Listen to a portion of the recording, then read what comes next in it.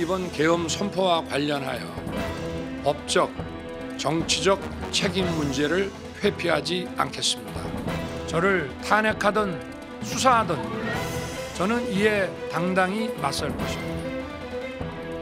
저는 이번 계엄 선포와 관련해서 법적, 정치적 책임 문제를 회피하지 않겠다고 이미 말씀드린 바 있습니다. 박근혜 전 대통령의 탄핵과는 다른 양상으로 좀 흘러가는 것 같습니다. 조금 전에요, 윤 대통령의 변호인단의 입장이 나왔는데 어떤 내용이 있는지 저희가 세 분과 함께 이야기 나눠보겠습니다.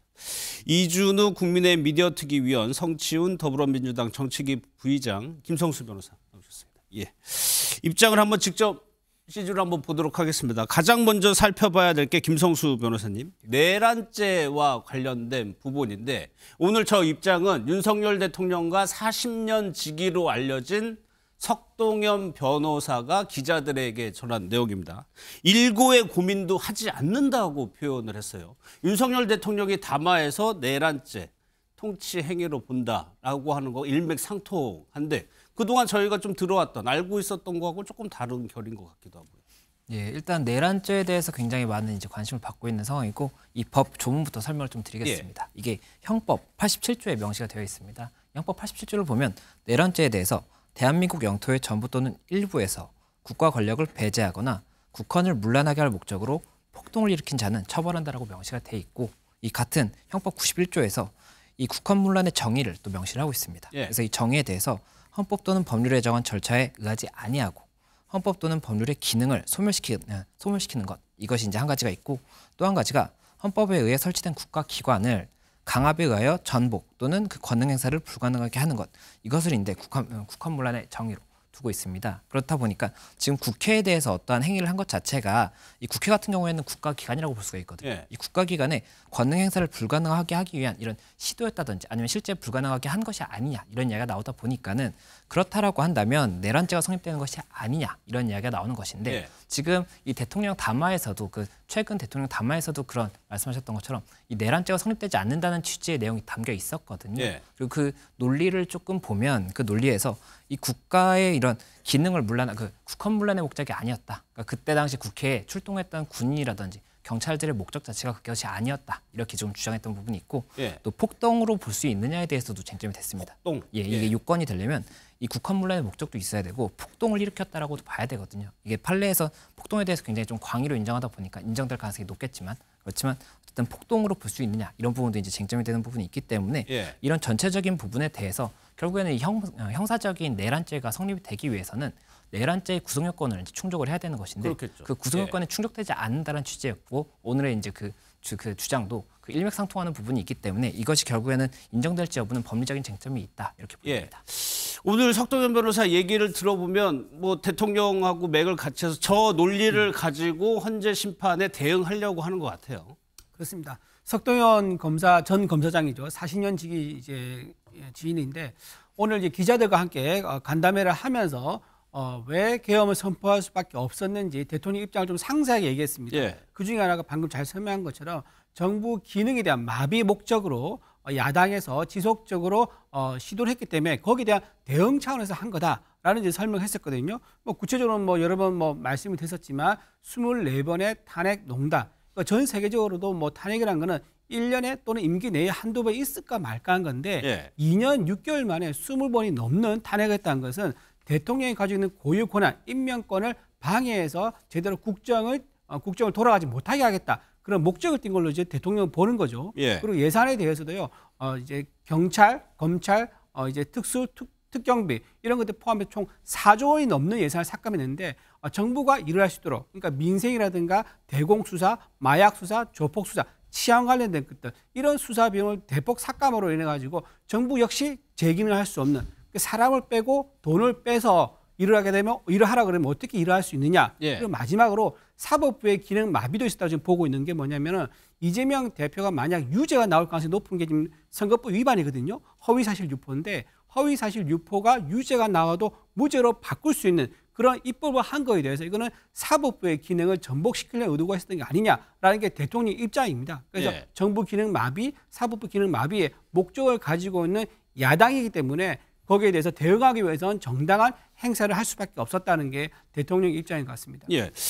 근데 최초에 이제 비상계엄이 있고 그 영상을 저희가 거의 실시간으로 SNS나 TV를 통해서 봤단 말이에요. 그래서 오히려 헌재 심판은 빨라질 거다 이런 전망도 나왔는데 본격적으로 법리 대결을 해보겠다는 것 같아요. 근데 과연 법리 대결이 이루어질지는 헌법재판소에서 과연 윤석열 대통령의 뭐 증인 신청이라든지 이런 것들 광범위하게 다 받아줄지는 의문이죠. 왜냐하면 방금 앵커께서 말씀하신 것처럼 5,100만 명 국민들이 전부 12월 3일 밤에 계엄군이 진입하는 걸 다 지켜봤습니다. 그렇기 때문에 글쎄요, 아까 뭐 이준우 의원께서 말씀하신 것처럼 민주당의 탄핵 소추 이런 것들이 저는 국정 마비가 됐다고 생각하지 않지만 예. 그런 것들을 다 인정한다 하더라도 대한민국 헌법에는 그거에 대한 대응으로 저런 계엄군 투입을 할 수 있다는 그 항목이 하나도 없습니다. 그건 법치를 어긋난 것이고 아까 변호사님께서 설명해 주신 대로 그건 국헌문란의 목적이 있는 것이고 헌법에서 정한 이 헌법기관 국회의 기능을 마비시키려고 하는 의도가 있었다고 볼 수 있는 거죠. 그건 예. 국헌문란이고 내란죄에 해당하는 겁니다. 과거 내란죄 판례에 보면은 그것을 영구적으로 정지시키는 것이 아니라 일시적으로만 정지시키려고 하더라도 국헌문란이다라는 판결이 있기 때문에 지금 이미 경찰의 수장, 대한민국 경찰의 수장, 국군의 수장 전부 구속되지 않았습니까? 근데 그 사령관들, 국군의 수장 관련된 진술들이 다 나온 거를 보면은 군인들, 계엄군들은 그 안에 있는 사람들 다 끄집어내라는 증언도 나왔고 진입하지 못하게 국회 못 들어가게 막아라는 경찰 수장에 비해서 그런 말도 나왔습니다. 이미 국회의 기능을 마비시키기 위한 권능 행사를 불가능하게 하기 위한 이 죄로서 내란죄의 그 공범들이 다 지금 구속이 된 상황인데 예. 대통령의 그런 반론이 과연 먹힐 수 있을지, 과연 국민들을 설득하지도 못할 것이고 저는 헌법재판소를 설득하지도 못할 것이다. 이렇게 예. 말씀드리고 싶습니다. 이번에 탄핵 소추안에서도 민주당에서 내란에 집중해서 일단 올린 걸로 알고 있어요. 김성수 변호사님.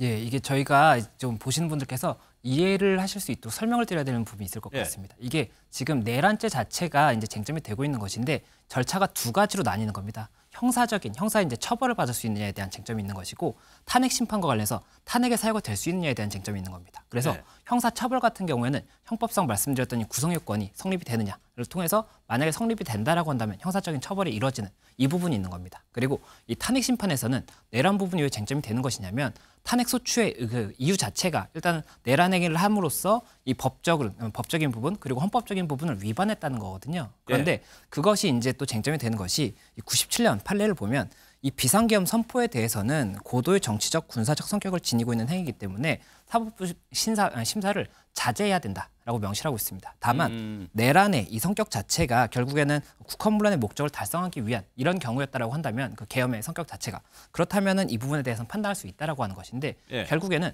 내란의 성립이 가능하다라고 본다라고 하면 이런 비상계엄의 선포에 대한 행위 자체에 대해서도 이 헌법재판소에서 판단할 수가 있다는 겁니다. 그렇기 때문에 이 내란의 성립 여부가 탄핵 심판에서도 법리적인 쟁점이 되는 것이고 또 이게 내란죄가 성립이 된다는 건 형사적인 처벌도 이제 가능한 부분이겠지만 예. 법률 위반도 되는 거지 않습니까? 예. 그리고 이 부분 내란죄를 통해서 만약에 내란죄가 성립이 된다고 한다면 이 계엄을 통해서 기본권 침해 문제도 발생할 수가 있기 때문에 그걸 통해서 중대한 위배가 있었다라고 한다면 파면이 되는 것이어서 이게 이제 쟁점이 되는 것이고 두 가지 갈래로 나뉘는 것인데 이게 예. 조금 혼용돼서 사용이 되다 보니까 보시는 분들께서 조금 착오가 있을 수가 있어서 조금 말씀드리면 예. 좋을 것 같습니다. 또 하나요. 석 변호사가 밝힌 내용이 소신껏 법정에서 입장을 피력할 것이다. 윤석열 대통령이 그렇게 할 거라고 얘기를 했습니다.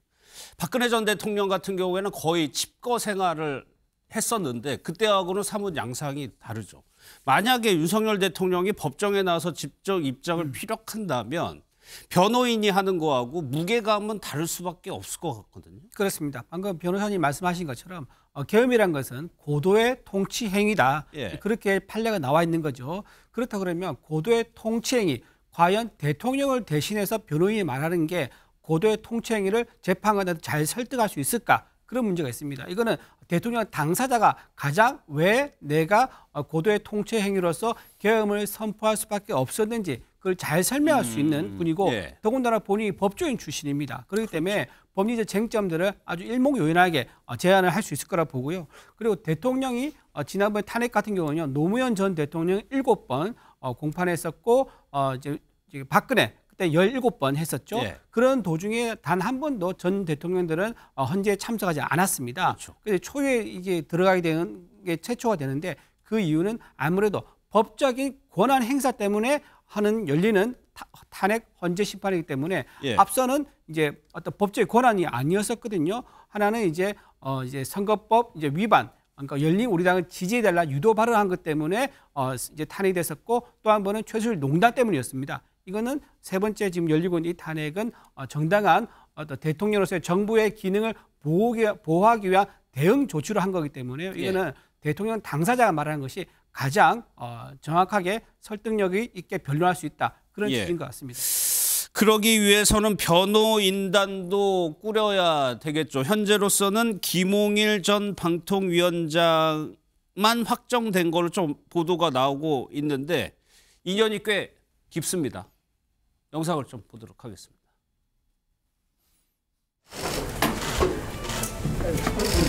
연속하게 해서 5시 오늘 특위 1차 회의는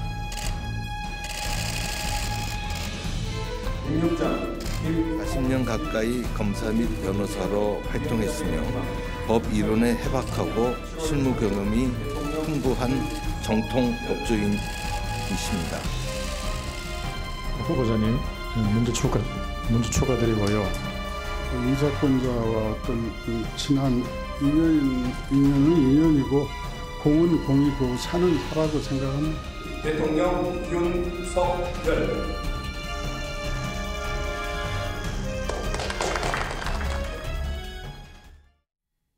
꽤 오랜 인연을 이어온 걸로 알고 있습니다. 석박지라는 표현이 두 사람의 인연을 상징하는 하나의 단어가 되기도 했죠. 오늘 또 변호인이 얘기한 게 이 탄핵 헌재하고 수사를 달리 대응하겠다라고 했는데 김성수 변호사, 그러면 변호인단이 굉장히 많아야 되는 거 아니에요? 지금 아직까지는 근데 뚜렷하게 누가 합류한다 이런 얘기는 더 이상 없는 것 같기도 하고요. 보도는 나오고 있지만. 예, 이게 변호인단이 반드시 많아야 되는 건 아닙니다. 이 사건 자체가 네. 말씀드렸던 것처럼 쟁점 자체는 겹치는 부분이 있거든요. 그렇다 보니까 이 방어를 하기 위해서 사실관계를 확정하고 이런 부분에 대해서 법적인 논리를 짜는 그런 부분 자체는 변호사 한 명도 할 수는 있는 겁니다. 다만 변호인단을 구성하는 이유는 한 명이 검토하는 것보다는 여러 명의 변호사가 검토를 하면 놓치는 부분에 대해서 추가적인 판단이 가능할 수가 있겠죠. 그렇다 보니까는 변호인단이 구성되는 것이고 그 변호인단이 몇 명이냐 수가 중요한 것보다는 이 형사적인 절차에 대한 이런 여러 가지 이해라든지 또 이런 헌재 재판에 그 심판에 대한 이런 이해가 많이 있는 변호사가 필요한 것이지 여러 명일 필요는 없다고 봅니다. 예. 그런데 지금 좀 뉴스에서 중요하게 다루는 부분이 수사기관에 출석하느냐 마느냐입니다. 검찰도 그렇고 공수처도 그렇고 소환을 계속적으로 요구하고 있지만 아직까지 확답이 없는데 오늘 거기에 대해서 뭐라고 얘기를 했냐면 말씀드리기 어렵다, 모호하게 얘기를 했단 말이에요. 그렇다면 글쎄요, 석시훈 부의장께서 보시기에 수사기관에 일단은 나올까요, 안 나올까요? 지금 만약에 나온다면 지금 선택해서 나오겠죠. 지금 골라서.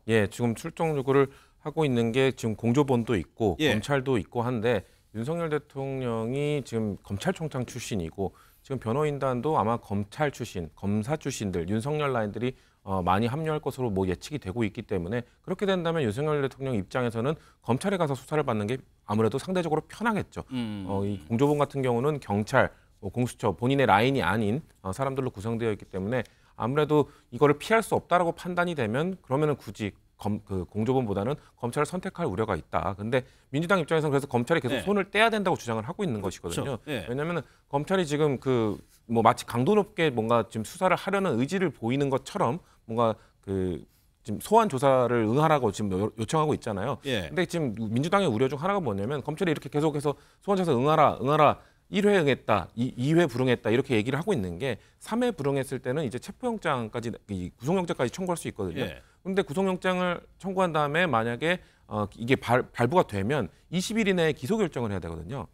그러면 20일 이내에 검찰에 가서 윤석열 대통령 입장에서는 상대적으로 편한 검찰에 가서 검사를 받고 그런 다음에 기소를 해버리면 이제 지금 민주당 입장에서는 그 검찰을 못 믿겠으니 제일 믿을 만한 건 특검이다라고 주장하고 있잖아요. 근데 특검을 지금 설치하는 데는 통과까지 하면은 20일, 30일까지 걸릴 수 있거든요. 그럼 그 기간 내에 검찰이 기소를 해버리면 그럼 특검이 나중에 설치가 되더라도 이거에 대한 재수사를 할 수가 없습니다. 이미 그런가요? 기소된 사건이기 때문에 똑같이 피의자에 대해서 강제 수사도 할 수 없고 기소도 할 수 없습니다. 결론을 내버렸으니까요. 검찰에서? 그렇기 때문에 특검의 이 수사 범위가 매우 제한적일 수 있죠. 공범들에 대한 수사만 할 수 있고 예. 윤석열 대통령에 대한 뭐 기소나 강제 수사는 더 이상 못하게 될 수 있기 때문에 그렇기 때문에 민주당에서는 우리는 믿을 수 없는 검찰은 이렇게 괜히 액션을 취하지 말고 손을 떼라. 지금 사실 공수처법에 의하면 공수처장이 수사 자료를 이첩하라고 지시하면 다 따라야 되거든요. 네. 경찰은 지금 성실하게 따르고 있는데 검찰이 뭔가 계속해서 거부하고 안 따르고 있습니다. 이것 자체가 검찰이 지금 뭐 여러 수사기관들의 뭐 알력 다툼, 뭐 기싸움 이런 거라기보다는 민주당 입장에서는 아무래도 윤석열 정부 내내 예. 검찰이 윤석열 대통령의 입장에서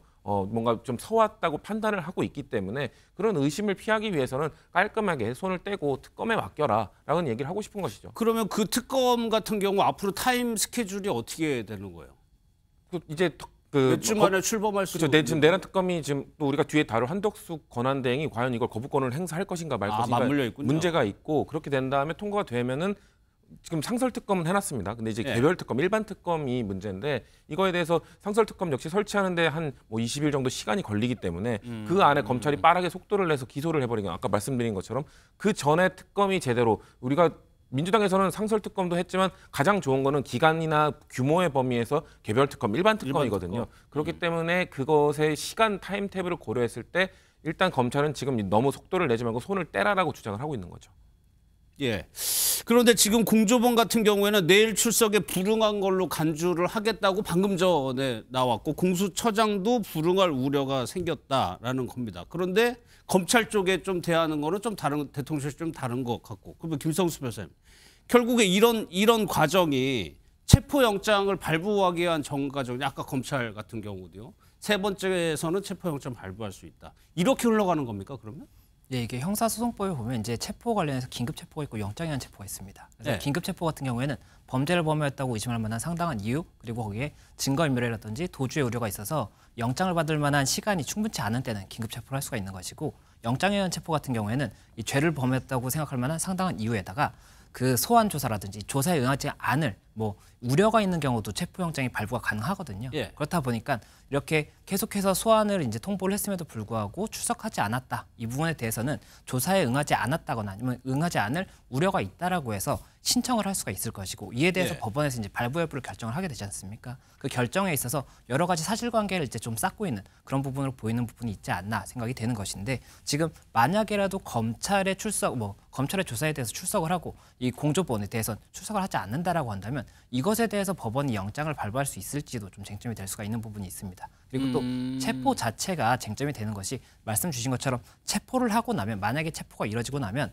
48시간 내에 구속영장을 청구를 해야 되지 않습니까? 예. 그렇다면 구속영장 철거하고 만약에 발부가 된다라고 한다면 굉장히 시간이 타이트해지기 때문에 그런 부분까지 감안을 했을 때는 뭐 검찰이든 공조본이든 여러 가지로 조금 고민을 할 수밖에 없고 또 그리고 예. 관련자들 같은 경우에 김용현 전 장관 같은 경우에는 28일이면 구속 기간이 이제 만료가 됩니다. 그렇죠. 예, 그래서 그 전에 기소가 이루어질 것이기 때문에 그런 부분까지 감안을 했을 때 이것이 어느 정도 신속하게 가는 것이 맞는지 아니면 시간을 두고 천천히 뭐 특검이라든지 이런 부분까지 감안하는 게 맞는 건지도 수사기관들도 더 고민을 할 수밖에 없는 것 같습니다. 다양하게 봐야 될 것 같아요. 이번 수사 같은 경우에는 또 전례가 없습니다.